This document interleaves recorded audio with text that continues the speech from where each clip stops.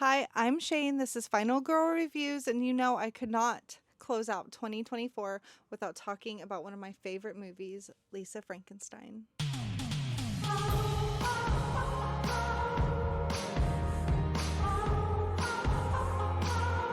When I first heard that Diablo Cody and Zelda Williams were getting together to make a movie called Lisa Frankenstein, I just about lost my mind. I could not believe it. It sounded so amazing and exciting and such a cool idea and theme. For me, it is one of my favorite movies. I think maybe ever. And I have so many reasons for why that is, and I can't wait to get into it. So let's go. The soundtrack, the costuming, everything about it was just beautiful to me. First off, I want to say the cast was great. Carla Gugino, who is amazing. I've seen a whole renaissance of her recently, especially with Mike Flanagan stuff, and she played the evil stepmom so perfectly. And Taffy was played by Liza Subarano, who is a megastar overseas, which I didn't even know until I started researching for my review, and that was really cool to learn. Of course, Cole Sprouse as the creature was awesome. I feel like I wasn't that familiar with him. I mean, I knew of him, but I was too old to have seen him in the Nickelodeon shows or whatever he did before. So my real introduction to him was Lisa Frankenstein, and I thought he killed it. His physical acting was really entertaining and slapsticky. His noises that he made were so funny but also so emoted, what he was feeling. I thought he did a really great job of showcasing the kind of 1800s mannerisms of somebody who would have been dead that long, but also somebody who's trying to find their way in this new modern world. It was really great, and I was thoroughly entertained by it. And of course, the star of the show, Catherine Newton. I'm a big fan of everything she's done. I know she was in Abigail. She's done a bunch of stuff, and she was so good. She really perfectly captured what it's like to be that girl in high school that everybody kind of whispers about, that everybody wonders about, everybody makes up rumors about, and her performance really sealed the deal for me and made this film what it is for me. I also want to say that there were some animated scenes at the beginning telling the creatures backstory, and then later on, and I thought the style of the animation was really cool, and I thought it added to the story rather than distracted from it. So I have to say one of the coolest scenes was the dream sequence where she wears the Pabst blue ribbon dress. I thought that was such a clever introduction to Lisa and the creature before they even meet. I thought it was a great transition, being the quiet, awkward girl into coming into this new situation that's going to bring her personality out and bring kind of some life back to her eyes. The creature was disgusting. He made weird noises like squelching, and he had bugs coming out of him, and the makeup application was really great. I thought all of that was a really, really cool piece of the movie. Loved the soundtrack. I've heard some complaints about it not being 80s enough or having more popular songs. I thought it all fit really perfectly together. It really helped to capture the essence of 1989 and what life was like for Lisa, especially the mention of the cure as being not something that can actually physically cure you. I think she tells the creature it's more of a cure emotionally, and I loved that. I thought the writing was clever and funny and full of little references and jokes. The themes, I mean, other than the aesthetic and the great style of it, because I really think it's a beautiful movie. But the themes were the most important part of it to me. Firstly, Lisa's stepmother is a psychiatric nurse, and she really weaponizes her knowledge of mental health care against Lisa. And I think that's something that happens frequently, and it's not really spoken about enough because Lisa went through something so traumatic and probably really dealt with, post-traumatic stress syndrome. And I know that they said she had some kind of mutism based on that, and then, just depression probably. And to use that against her to try to get her out of the house, I think was really cruel, and as it feels like something that happens a lot to people who have mental health issues. I remember being a teen girl and feeling very unheard and misunderstood.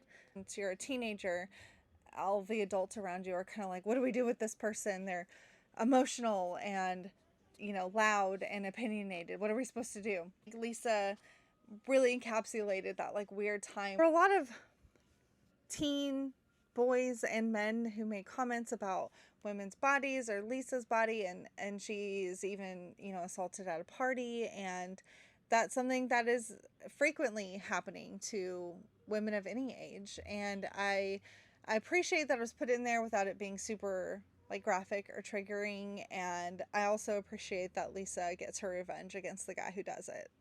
Sorry, not sorry. At the kind of climax of the movie, Lisa goes on this rant against the guy that she's been crushing on for a while, and there was something that just spoke to me. She goes on this rant about how the cool guys who like the cool stuff and the cool music and the cool clothes don't really want to be with the girls who like the same things. They want to be the cool one in the relationship. They don't want to actually share their interests with people because it's easier or simpler or whatever it is. And that is something I have definitely felt in my life. It's something that it's almost like along the lines of being manic pixie dream girl. Like you're just like this idea and you're not really appreciated for your thoughts or feelings or the things that you like.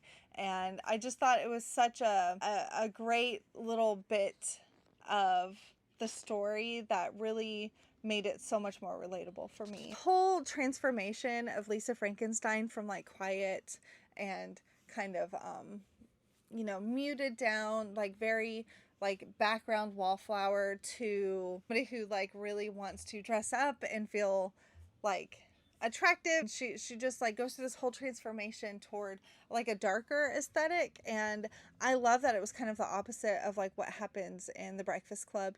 There's always makeover scenes in 80s movies, and so often it's like the weird girl or the goth girl or the nerdy girl gets transformed into like the cutesy popular girl, and to see the opposite happen was really cool and fun for me. There's one scene in particular that I really loved that I wanted to kind of shout out. It's a scene where the creature's playing the piano and he's playing On the Wings of Love, and Lisa sings, and I thought it was such a cute, sweet, and like funny moment.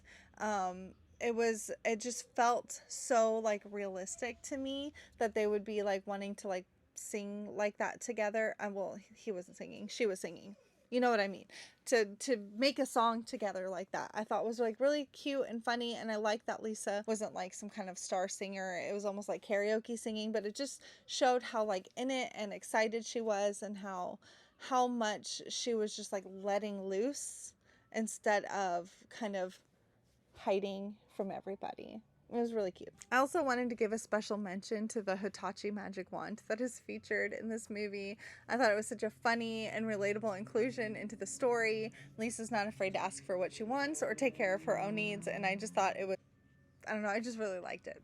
Lisa Frankenstein is a smart and funny and endearing movie. It's gross with just enough violence to be exciting, and it's very stylish, and I think it's going to grow in popularity over the years. It kind of feels like something like Ghost World was for me when I was a teen. I know that Variety listed it as one of the top 5 worst movies of 2024, and honestly I feel like there were definitely worse movies than that. To list Lisa Frankenstein up against something like Reagan is just, it just feels unnecessary and mean-spirited. We should be encouraging first-time female directors and female writers, and I have beef with Variety now. I feel like Lisa Frankenstein is criminally underrated. I don't think it got enough attention. I still don't think it gets enough attention, and I think you should give it your attention. It's funny and sweet and bloody and just an all-around good time with a good soundtrack, and it's just watch it. I really feel like Lisa Frankenstein was made for the outcasts, the weird girls, the girls who didn't fit in, who were too opinionated or dressed differently. And so I know that it spoke to me on that level, and that's part of why I loved it so much. You might not have been a weird alt teen girl in your life, but I think there's still a lot in there to be appreciated or related to for anybody. If I had a complaint, I would say we didn't get enough of Lisa Undead at the end. I wanted to see more. I do like that we got confirmation that, you know, they worked it out and she was brought back to life with a lightning strike at her grave. Very cool. I love that they're together. I just wanted a little bit more.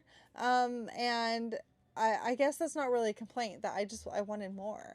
I wanted more of the movie. I wanted more of the story. I wanted more of the characters. I just wanted more. So in conclusion, I think Lisa Frankenstein was beautifully shot. Every set was highly stylized and aesthetically cool. The soundtrack was awesome.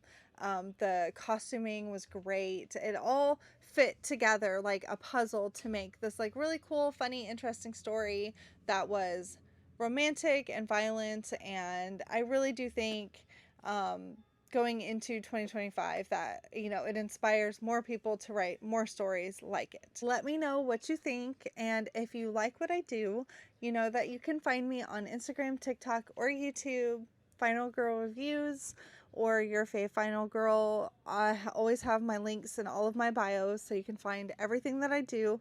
I really do like to talk about this stuff. I would love to hear your thoughts on Lisa Frankenstein. Even if you disagree with me, I would be happy to friendly banter about it, because I like to talk about movies and I don't expect everybody to agree with me.